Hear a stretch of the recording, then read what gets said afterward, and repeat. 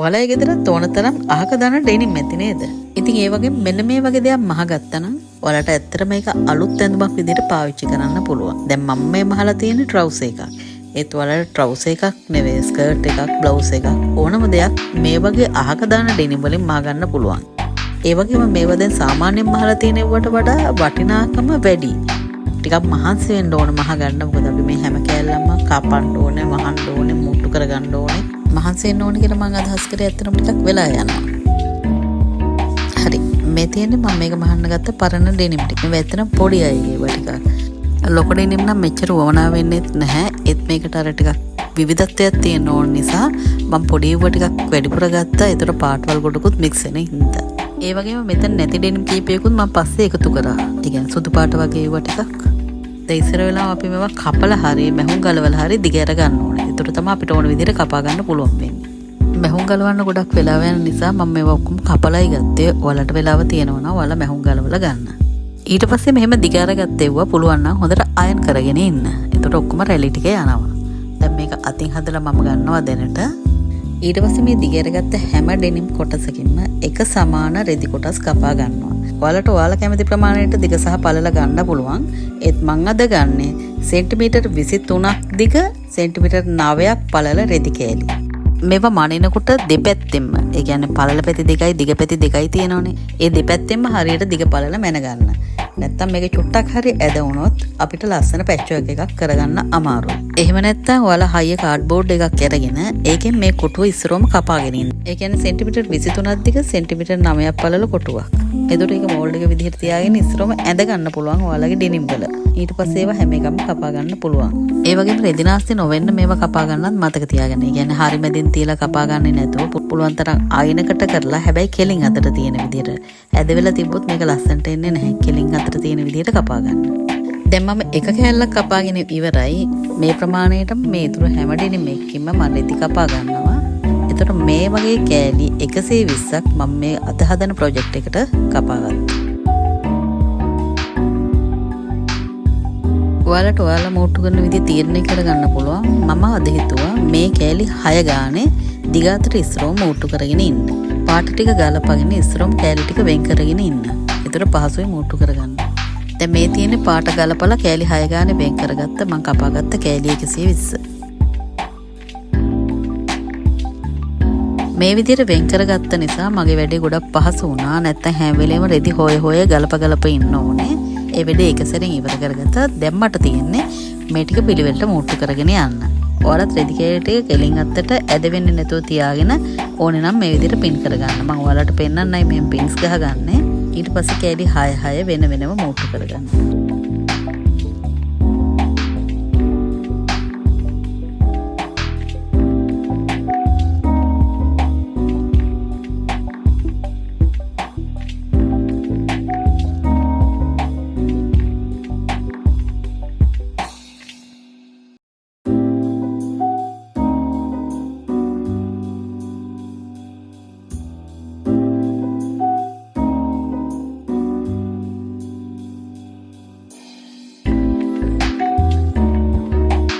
මේ තියෙන්නේ මම කෑලි 6 ගානේ මෝට්ටු කරගත්තට පස්සේ රෙදි කෑලි ටික.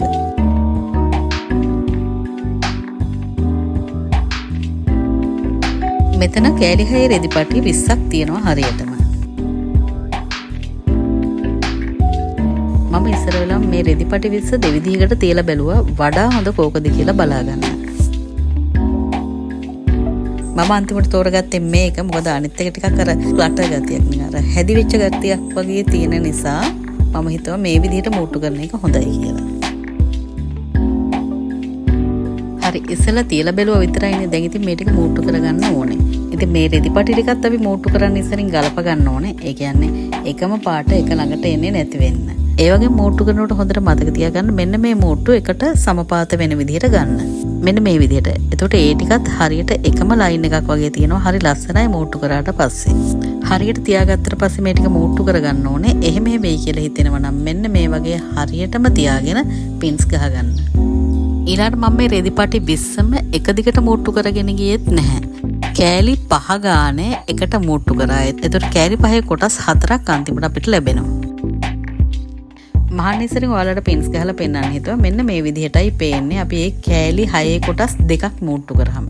එතකොට ඒ වගේ කොටස් 5 ගානේ අපි මූට්ටු කරගන්න ඕනේ.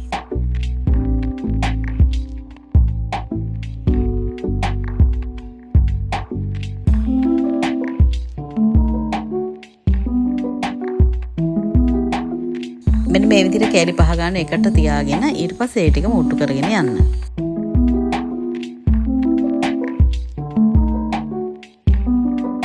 ඒ වගේම මේ මූට්ටු තියෙන හැමතැනම බැක් ස්ටිච් කරන්න මම හිතුවා. ඒතකොට ගැලවිලා යන්න තියෙන අවදානම අඩු වෙන නිසා.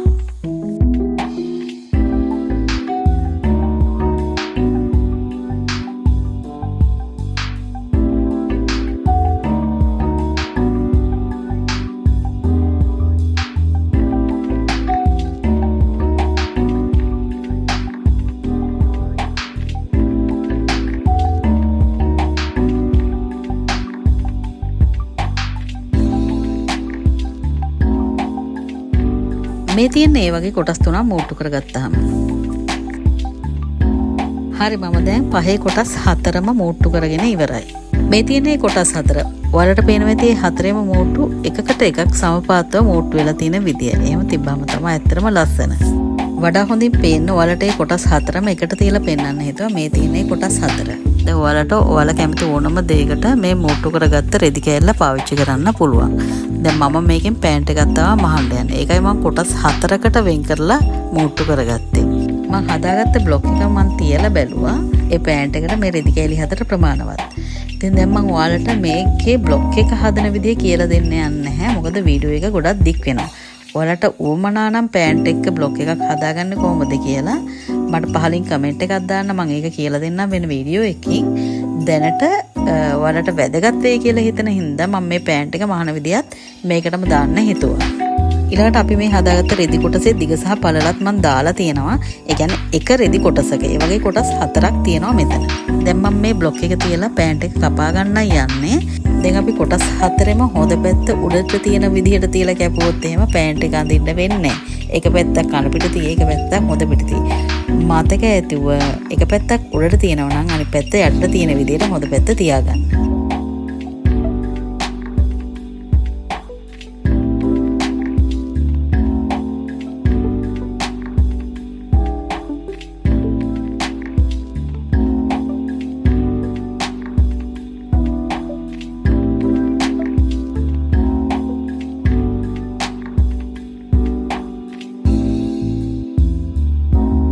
බ්ලොක් එක තියලා හරියටම පින් කරගත්තට පස්සේ රෙද්ද කපා ගන්න.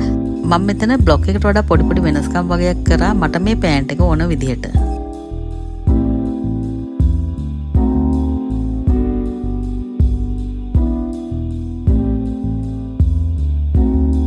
මේ තියෙන්නේ දෙපැත්තම කපා ගත්තට පස්සේ මේ පිටිපස්ස පැත්ත. එතකොට මේ ඉස්සරහ පැත්ත.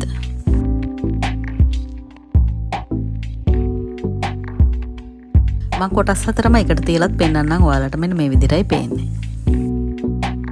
දැන් මම ඉස්සර වෙලාවම පොකට්ස් අල්ලන්නයි යන්නේ. එතකොට මේ පිටිපස්ස පැත්තේ පොකට්ස් දෙක.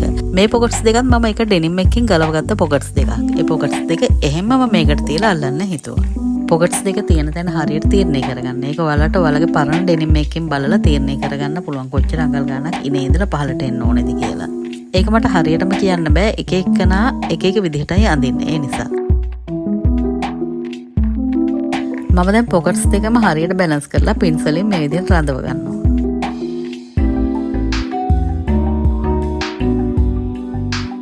ඊට පස්සේ පොකට්ස් දෙකම මේ විදිහට වටේට මහගෙන යන්න. දැන් මම මේ අල්ලලා තියෙන පොකට් එකේ මැහුම් පාරවල් දෙකක් තියෙනවා. එහෙනම් මම මේ මහන එකට ඩබල් ස්ටිචස් දාන්න හිතුවා.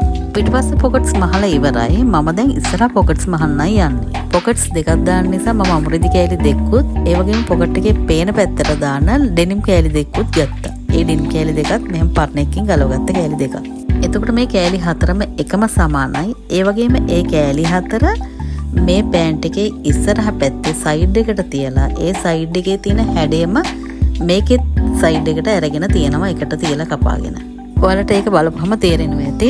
තේරෙන්නේ නැත්නම් මේ විදිහටම තියලා බලාගෙන කපා ගන්න. දැන් ඔයාලා දැකලා ඇති ඩෙනිම්ස් වල සයිඩ් එකෙන් නේ පොකට් එකේ ඕපන් එක තියෙන්නේ උඩින්. එතකොට මේ හැඩය අපි දැන් මේ පොකට්ස් වලයි ඩෙනිම් එකේ කපා ගන්න ඕනේ. ඒ නිසා පෑන්ට් එකේ ඉස්සරහ පැති දෙක මෙන්න මේ විදිහට එක උඩ එක තියා ගන්නවා. එතකොට හොඳ පැත්ත එළියෙන් තියෙන්නේ දෙපැත්තෙම. ඊට පස්සේ ඒකට සමපාත වෙන විදිහට පොකට් එකේ ලයිනින් කෑලි දෙක විතරක් හරියටම බැලන්ස් වෙන්න මෙන්න මේ විදිහට තියාගන්න. තියලා පින්ස් ගහගන්න. දැන් මම මේක පොකට් එකේ හැඩයට කපන්නයි යන්නේ. ඔයාලට එකපාරට කපන්න බැයි නම් ඔයාලගේ පෑන්ට් එකකින් සයිස් එක හරියට බලාගෙන ඇදගෙන ඊට පස්සේ ඒක කපා ගන්න.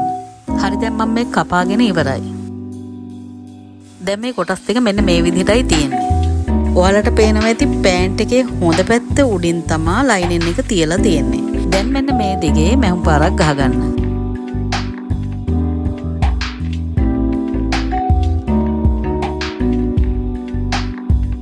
මේක රැලි වැටෙන්නේ නැති වෙන්න එහා පැත්තට හරව ගන්න ඕන නිසා අපි මේ විදිහට කට්ස් කීපයක් දාගමු. හරවන්න ඉස්සරෙන් ලයිනින් එක උඩින් මෙන්න මේ විදිහට මැහුම් පාරක් ගහගන්න.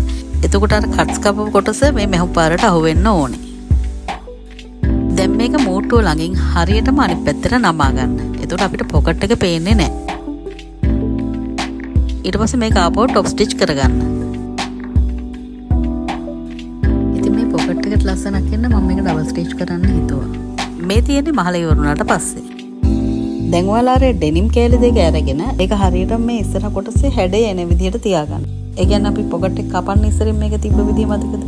අන්න ඒ හැඩය එන විදිහට මේ ඩෙනිම් කෑල්ල මේ පොකට් එකට යටින් තියාගන්න. ඔයාලා මේක හරියට තියාගත්තා නම් මේක අනිත් පැත්තට හැරෙව්වහම මේ දැන් තියාගත්ත ඩෙනිම් කොටස අපේ අමු රෙද්දේ එහෙම නැත්නම් ඔයාලා ගත්ත අනිත් රෙද්දට සමපාත වෙන්න ඕනේ. දැන් මේ තියාගත්ත එක එහෙම එනවෙන්න මම ඉස්සරහම පින්ස් ටිකක් ගහගෙන ඉන්නවා. ඊට පස්සේ මේක අනිත් පැත්ත හරවලා බැලුවාම ඔයාලට පේනවා ඇති මේක හරියටම අමු රෙද්දත් එක්ක සම්පාත වෙලා තියෙනවයි කියලා. ඊට පස්සේ අපි ඒකේ පහළ කෙළවරත් සයිඩ් එකත් මහනවා. ඒතර තමයි අපිට මේක පොකට් එකක් විදිහට පාවිච්චි කරන්න පුළුවන් වෙන්නේ.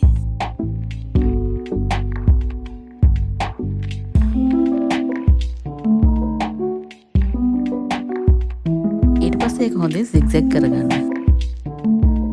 මේ තියෙන මහල ඉවරනාට පස්සේ අපි ආයෙත් මේකේ උඩිනුත් සයිඩ් එකනුත් මැහුම් පාරක් ගහන්න ඕනේ. එතකොට පොකට් එක ආයෙ චුට්ටක්වත් එහෙම වෙන්නේ නැහැ.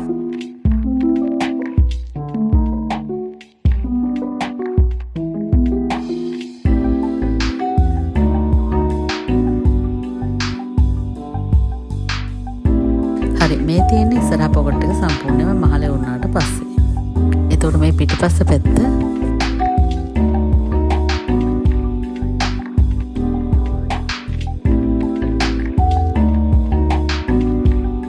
දැන් අපි මේ කලිසමේ ඉස්සරහ zip එක අල්ලන්න යන්නේ. ඒකට ඔයාලා මම මේ දාලා තියෙන ප්‍රමාණයම රෙදි කෑලි දෙකකුත් ඒ ප්‍රමාණයම zip එකකුත් ගන්න.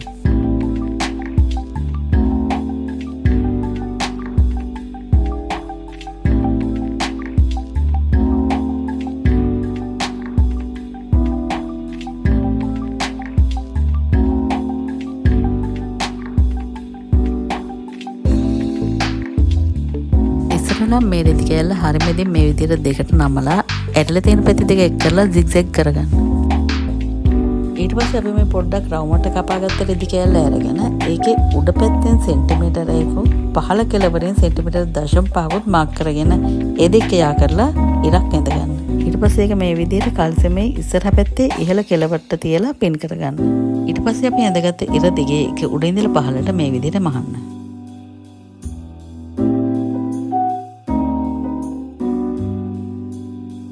දැන් ඔයාලා මේක මේ විදිහට අනිත් පැත්තට හරවලා පුළුවන් නම් අයන් කරගන්න. මම අයන් කරන්නේ නැහැ දැන්. මේ විදිහට අතින් හොඳට තද කරලා නවා ගන්න. ඊට පස්සේ ඒක টොප් ස්ටිච් කරගන්න. මහලේ වුණාම තියෙන්නේ මේ විදිහට. දැන් zip එක අරගෙන ඒකේ හොඳ පැත්ත යටට තියෙන විදිහට මෙන්න මේ විදිහට තියාගන්න. අපි টොප් ස්ටිච් කරපු දාරයට සමාන්තරව මේකේ මේ පැත්ත මෙහෙම තියාගන්න. ඒ කියන්නේ zip එක අරින පැත්ත දැන් යට පැත්තටයි තියෙන්නේ. ඊට පස්සේ පින් එකක් ගහගන්න මෙහෙම නැත්නම් එහෙම වෙනවා මැෂින් එකට දානකොට. ඊට පස්සේ අනිත් පැත්තෙන් ඒ කියන්නේ টොප් ස්ටිච් කරපු පැත්ත නෙවෙයි අනිත් පැත්තෙන් zip එක රෙද්දට අල්ලලා මැහුම් පාරක් දිගටම ගහගෙන යන්න. එතකොට ඔයාලා හොඳට මතක තියාගන්න ඕන අපි අර টොප් ස්ටිච් එක පැත්තේ තිබ්බ දාරය හරියටම සමාන්තරව තියෙන්න ඕන මේ මහල ඉවර වෙනකම්ම.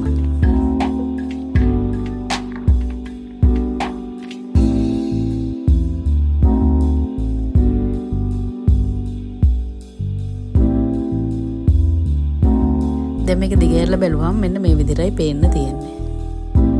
ඊළඟට අපි අර දෙකට නමලා zigzag කරගත්ත රිදි කැල්ලක් තියෙන්නේ. ඒකේ zigzag කරගත්ත පැත්ත මේ zipper එකේ මහපු නැති පැත්ත උඩින් මේ විදිහට තියාගන්න. තියලා ඒ කොටස් දෙකම එකවර මේ විදිහට අල්ලගෙන zipper එක තියෙන පැත්තෙන් මැහුම් පාරක් ගහගෙන යන්න.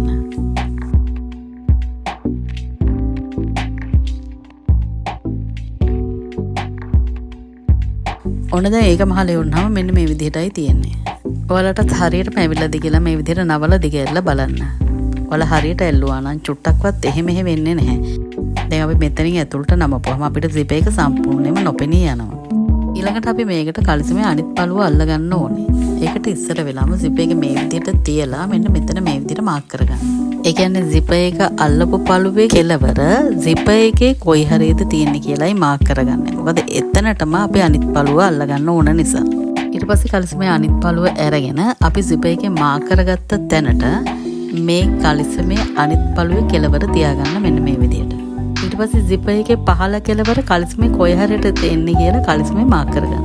ඊට පස්සේ කලිසමේ ඉහළ කෙලවරින් සෙන්ටිමීටර් 1කුත් පහළ අපි මාක් කරගත්ත තැන සෙන්ටිමීටර් 0.5කුත් මාක් කරගන්න.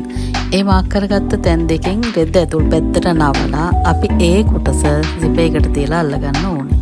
මෙහෙම අල්ලනකොට හොඳට මතක තියාගන්න කලිසම් පළු දෙකේ ඉහළ කෙලවරවල් දෙක එක මට්ටමේ තියෙන්න ඕනේ. ඒ කියන්නේ අපි zip එකේ අනිත් පැත්තේ මාක් කරගත්ත තැන හරියටම තියාගන්න.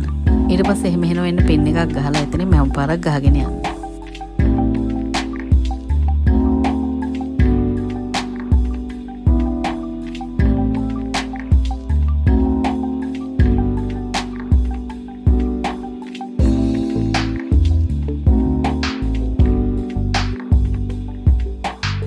මේක අනිත් පැත්ත හරවලා තව මැහුම් පාරක් ගහනවා. ඒතර මේ කොහොමත් ගැලවෙන්නේ නැහැ ආයේ.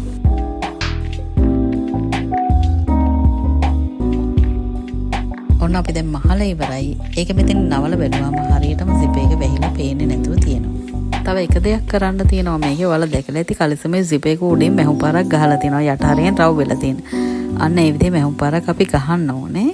ඒ මැහුම් පාර ගහන්න කලින් කලිසම අනිත් පැත්තට හරවලා මෙන්න මේ කොටසේ zip එකට පහලින් කලිසම් පළුවල මහපු නැති කොටසක් ඉතුරු වෙලා තියෙනවා. අපි මේ දෙක එකට තියලා මෙන්න මේ විදිහට මැහුම් පාරක් ගහගෙන ඉන්න ඕනේ. ඒ කියන්නේ zip එක ඇල්ලුවට පස්සේ කලිසමේ තව කොටසක් ඉතුරු වෙනවනේ. අන්න ඒ කොටස් දෙක අල්ලලා එකට තියලා මැහුම් පාරක් ගහන්න ඕනේ. මහල ඉවරනම් මෙන්න මේ විදිහටයි පේන්න තියෙන්නේ. ඔයාලට පේනවා ඇති මැහුවද කියලා හොයාගන්නවත් නැහැ. ඒ මැහුම් පාරත් අපි පැච්චුවක් එකේ කොටස් ටිකත් හරිම ලස්සනට ගැලපිලා තියෙනවා. මැහුවද කියලා හොයාගන්නවත් නැති තරමට.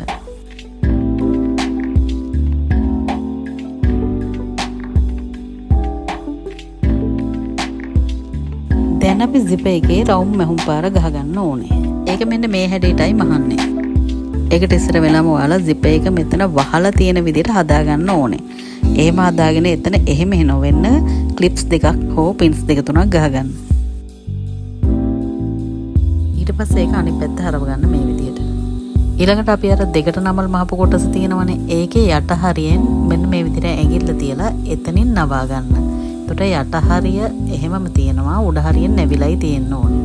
එතකොට අපි අර රවුම් හැඩය මහන්නේ මේකේ පහළ කොටසත් අහු වෙන විදිහට. උඩ අහු නොවෙන්න තමයි අපි ඒක නවා ගන්න. දැන් අපි මේ හරියට හදාගත්ත කොටස් ටික චුට්ටක්වත් එහෙම නොවෙන්න දෙපැත්තෙම මේ විදිහට අල්ලගෙන අනිත් පැත්තට හරව ගන්න. ඊට පස්සේ උඩ ඉඳලා පහළට කෙලිනොත් යට හරියෙන් රවුමටත් එන විදිහට මැහුම් පාරක් ගහගන්න. මම මේ මහන විදිහ බලාගෙන මහන්න ආපහු පොඩ්ඩක් යට පැත්ත චෙක් කරලා බලන්න වෙන රෙදි කෙලි අහු වෙලා තියෙනවද කියලා.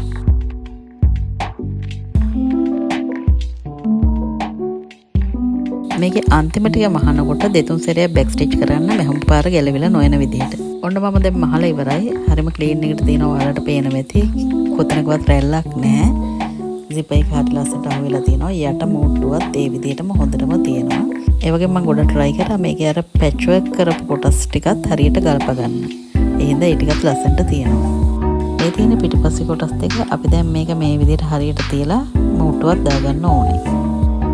හරි මේ තියෙන මෝට්ටුව දැම්මට පස්සේ ඒක දිගහැරියම් මෙන්න මේ විදිහටයි තියෙන්නේ. ඒ පැත්තේ patch work එක බැලන්ස් වෙන විදිහටයි මම අරගෙන තියෙන්නේ. දැන් ඉතින් මේ කලස් මේ ලොකු වැඩක් නැහැ. මොකද අපි අමාරු වැඩ ටික ඔක්කොම ඉවර කරලා තියෙන දැන්. දැන් ඉස්සරහා පිටිපස්ස කොටස් දෙක මෝට්ටු කරගන්න ඕනේ. අපි මෝට්ටුව දාන්න පටන් ගන්න යට හරියෙන් කලස් මේ මෝට්ටු 4ක් එකතු වෙන තැන මෙතන. ඒ නිසා ඒක හරියටම ගන්න ඕන. මම මේ කරන විදිහ හරියටම බලා ගන්න ඕනලා. අර ඉස්සෙල්ලා මෝට්ටු කරපු කොටස් දෙක හරියටම එක තැනට ගන්න. එතකොට ඒ දෙපැත්තෙන් එන මෝට්ටු දෙකත් එක උඩ එක සම්පාත වෙන විදිහට බැලන්ස් කරලා ගත්තට පස්සේ මෝට්ටු ගහගෙන යන්නේ තියෙන්නේ. ඉස්සර වෙලාවම මේක එහෙම වෙනවෙන්න මේ විදිහට පින්ස් ටිකක් ගහගෙන ඉන්න.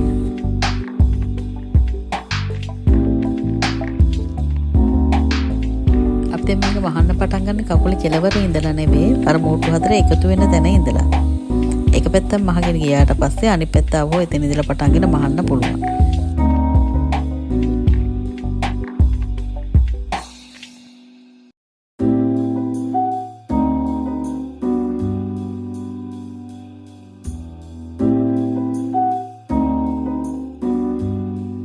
ඊළඟට මේ පැච් වර්ක් මෝට්ටු දිගටම අපිට අහු වෙනවනේ. ඒ හැම තැනකදීම බෑක් ස්ටිච් කරන්න. මොකද ඒ තැන් වලින් සමහර විට මැහුම් ගැලවිලා යන්න ඉඩ තියෙන නිසා.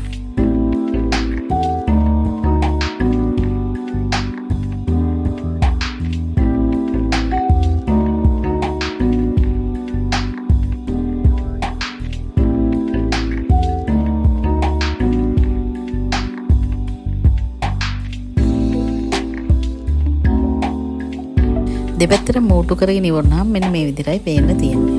ඔයාලට පේනවා ඇති මෙතන මෝට්ටු හතරම හරියටම ඇවිල්ලා තියෙනවා කියලා. ඊට පස්සේ මේක හරියට තියලා සයිඩ්ස් දෙකේ මෝට්ටු දෙක දාගන්නයි තියෙන්නේ.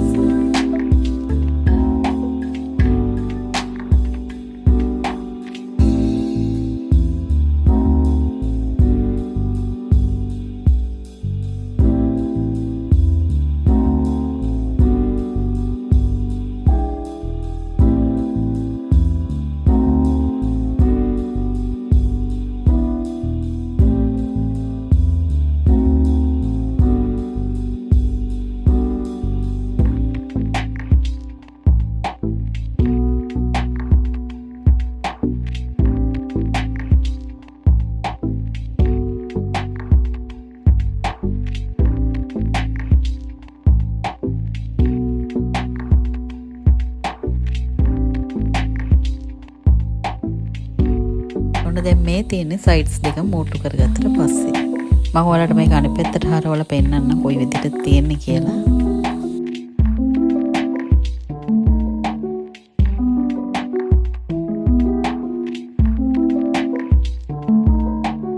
ඔයාලා මෙහෙම හරවගත්තට පස්සේ මේක හොඳින් අයන් කරගන්න.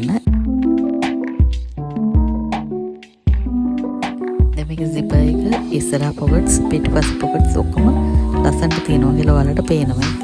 තව එක දෙයයි අපිට කරන්න තියෙන්නේ කල්සිමෙන් බෙල්ට් එක අල්ලගන්න එක. ඒකටත් මම පරණ ඩෙනිම් එකකින් බෙල්ට් එකක් ගලවලා ගත්තා. හරියට මේකේ ඉන ගන්නට තිබ්බ එකක් හම්බුණා මට.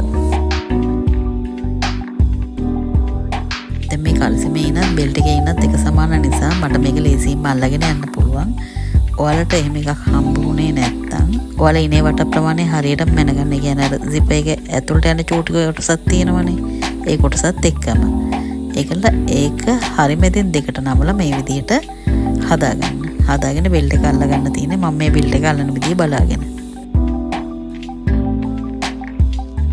දැන් ඔයාලා හදාගත්ත බෙල්ට් එකත් මේ විදිහට හරියටම කෙලවරෙන් තියලා පින්ස් ගහගන්න.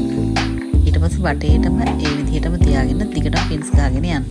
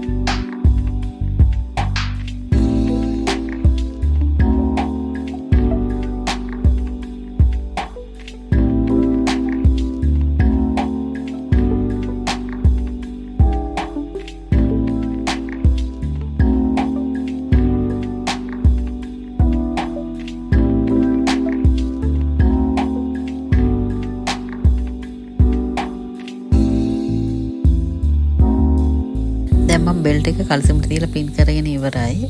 දැන් වටේට මහ ගන්නයි තියෙන්නේ.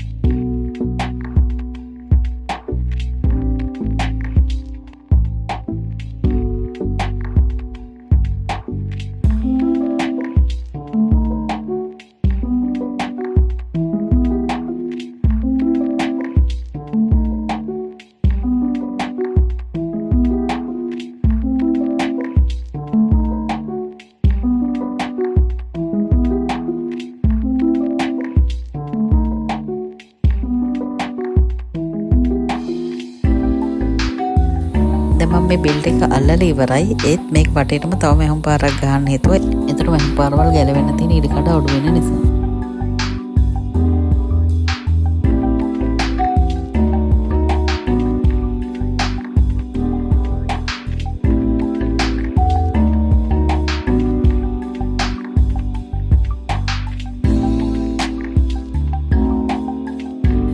දැන් බෙල්ට් එක සම්පූර්ණයෙන්ම අල්ලලා ඉවරයි. හරිම නීට් එකට තියෙනවා ඔයාලට පේනවා ඇති. ඊළඟට අපි වෙනම බෙල්ට් එකක් දානවා නම් අර පොඩි හුක්ස් වගේක් තියෙනවා. ඒ හුක්ස් ටික කල්සිමට තියලා අල්ල ගන්න ඕනේ. ඒකත් මේ බෙල්ට් එකෙන්ම එහෙම මම තියාගත්තා. ඒ ටික දැන් කල්සිමට අල්ල ගන්න යන්නේ. ඔයාලට ඒ ටික වෙනම අල්ලන්න වෙනවා නම් උඩ සහ යට දෙකම බැක් ස්ටිච් කර ගන්න zigzag මෙස්මින්. zigzag නැත්තම් normal මෙස්මින් උනත් කමක් නැහැ. දැන් මම බෙල්ට් එක අල්ලගෙන ඉවරයි. කකුලේ වාටිය දාගන්නයි දැන් තියෙන්නේ. ඔයාලා මහන කෙනාගේ උස ඉනේ ඉදලා මැනගෙන ඒක මේ කල්සමේ මාක් කරගෙන වාටිය නවලා මහ ගන්න. දැන් මේ මම මහපු කල්සමේ උස ටිකක් වැඩිපුර තියෙනවා. ඒ කියන්නේ වාටියටත් අයින් කරාම තව ටිකක් වැඩිපුර තියෙනවා. ඒක මම මේ විදිහට කපලා දානවා.